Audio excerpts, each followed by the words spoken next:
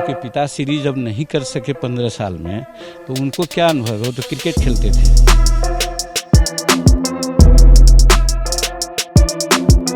एक पक्षी है जिसको दिन में नहीं सूझता है, तो उसी प्रकार के लोग हैं जिनको विकास नहीं सूझता है।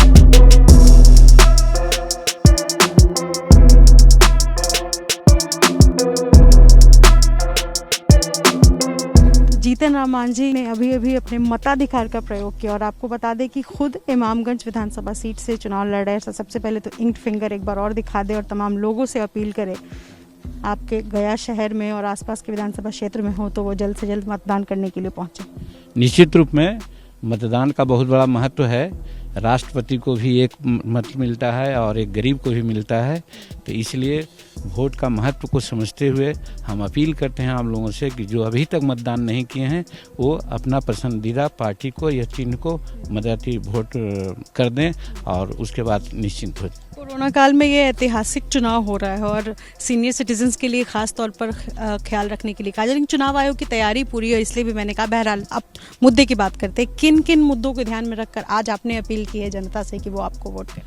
देखिए, बिहार में जो परिस्थितियां हैं, दो प्रकार की परिस्थितियां हैं। एक परिस्थिति तो ये है कि पुनः बिहार में जंगल राज नहीं आवे। आज हम लोग देखा है 2005 के पहले कि गाड़ी चलती थी, गाड़ी का शीशा डाउन कर करके राइफल और बंदूक का नाली बाहर निकाल के लोग जाते थे। वो जाते थे अफसर के यहाँ, अरे BDO, अरे SDO, एक काम करना है। ठेकेदार के यहाँ जाते थे, अरे इतना पर तुम दस्तखत कर दो। और उस खद्दुक के यहाँ जाते थे, व्यापारी जाते थे, साले इतना तुम पैसा दे दो। ऐसा माहौल अब नहीं है, तो इसीलिए उस राज्य को फिर लौटाना लोग बिहार की जनता नहीं चाहती है। एक चीज़। दूसरा चीज़ विकास है। 7 निश्चय जो नीतीश कुमार का चल रहा है और पार्ट 1 हुआ, 2 चीज़ हम लोग देख रहे हैं। ऐसे तो बहुत काम हुआ, लेकिन बिजली है। बिजली पहले 600 मेगावाट 500 मेगावाट बिजली मिलती थी, 4 घंटा 5 घंटा बिजली मिलती थी। आज 6000 मेगावाट बिजली मिल रही है। किसान खेत खलिहान में भी रहने वाले लोगों को 18 घंटा से 22 घंटा 23 घंटा बिजली मिलती है। हम गांव में रहने वाले हैं, देखिए AC लगा हुआ है, कूलर लगा हुआ है और वो फ्रिज लगा हुआ है।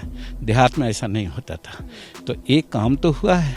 फिर रही बात सड़कों का, कौन ऐसा गांव है जहां की पक्की सड़क नहीं है? तो ये 2 चीज़ 7 निश्चय में जो था वो कंप्लीट हुआ।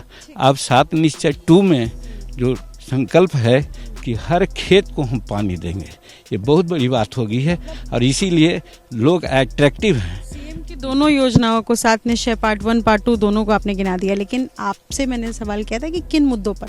सवाल ये है कि आपके लिए जंगल राज पर जनता वोट नहीं करे या विकास के मुद्दे पर जनता वोट करे, कौन सा बड़ा मुद्दा है? आप पिछले 15 साल नहीं याद दिलाने की बात कर रहे हैं या आपका जो 15 साल रहा है उसको याद दिलाने की बात? जैसे सवाल ही है कि जो बुरा चिन्ह होता है उसको लोग याद करते हैं, फिर बुरा दिन नहीं आवे। विकास का जहाँ तक सवाल है, पहले जो हम लोग जाते थे पूर्णिया, जाते थे चंपारण, तो 1 दिन लग जाता था। अब आज 6 घंटा में चल जाते हैं, 6 घंटा में चले आते हैं।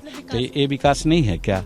इसी विकास को ये रखना। और शहर में हम इस गांव में रहते थे, तो इस गांव में साइकिल से भी हम लोग नहीं जाते थे। आज देखिए 2 तरफ 3 तरफ से गांव जुटा हुआ है सड़कों से, तो ये विकास नहीं है क्या? लेकिन चिराग पासवान को तो ये विकास नहीं देखा ना। अब दिन में किसी को नहीं सूझता है तो उसको क्या कहा जाएगा?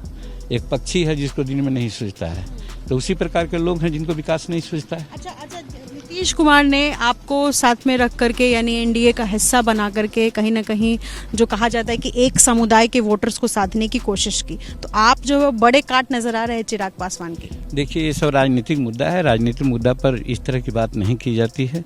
वो जनता इस बात को समझती है कि कौन किस कारण से कहाँ आया है और किस आदमी को वोट करने से राज्य का और देश का विकास हो सकता है। किसको? तो RJD को वोट करने से विकास नहीं होगा। वो देख लिया गया है ना, 15 साल देख लिया गया है।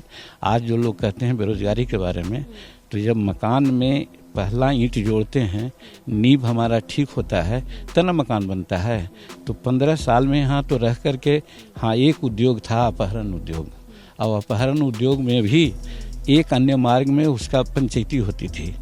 ए इंजीनियर साहब, ए डॉक्टर साहब, अरे बच्चे लोग भूखे हैं, कुछ पैसा दे दो, ऐसे कर करके छुड़ाया जाता था। आज तो वो नहीं है।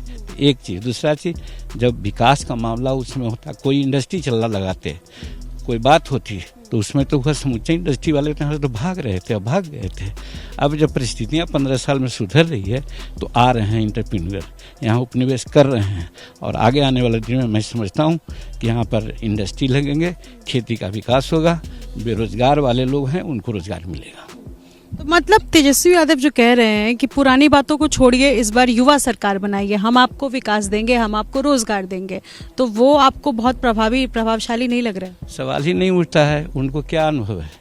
उनके पिताश्री जब नहीं कर सके 15 साल में, तो उनको क्या अनुभव है? वो तो क्रिकेट खेलते थे, कबड्डी खेलते थे। आप तो सर बेहतर बता सकते हैं, इमामगंज विधानसभा सीट से आप अपनी जीत का वादा तो कर रहे हैं, लेकिन कितने मतों के अंतर से आप जीतेंगे, क्या आप सुनिश्चित? इमामगंज का परिदृश्य दूसरा है।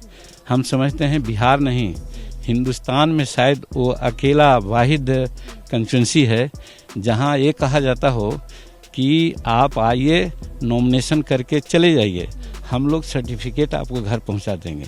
तो 2015 में यही हुआ। हम नेता टाइप के भी हमको लोग ले जाता है, तो हम 3 दिन हेलीकॉप्टर से अपने क्षेत्र में गए, इमामगंज, डुमरिया, बांके बाजार। और इसके बाद जिस दिन चुनाव हो रहा था, जैसे आज चुनाव हो रहा है ना, आज रात में वहाँ हम रहे थे, तो हम 29,000 वोट से जीते।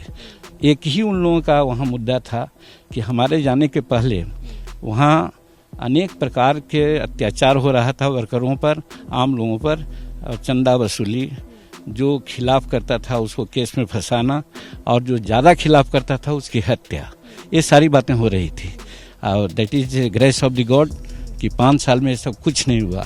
तो वहाँ की जनता एक बार और चाहती है कि जिस प्रकार से सांप का फन को लोग तोड़ देते हैं, लेकिन छोड़ देने पर हवा लगने से फिर उड़ जाता है, तो उनका कहना है कि 5 साल में उनका फन तो आपने समाप्त कर दिया, अगर फिर उसको हरा करके ऑलवेज के लिए उसको ख़त्म कर देंगे।